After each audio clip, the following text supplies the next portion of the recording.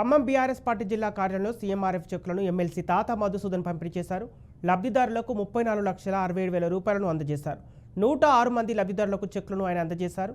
ఈ కార్యక్రమంలో BRS party నాయకులు పాల్గొన్నారు.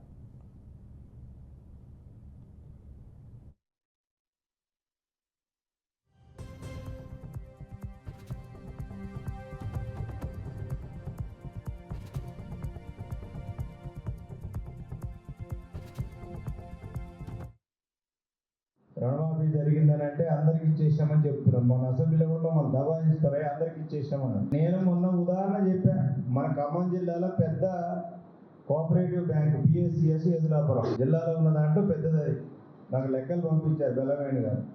3,500 చిల్లర లక్ష రూపాయల లోన్ ఉంటే 770 మందికి నేను రుణమాఫీ చేసినామని దాంట్లో రాశారు.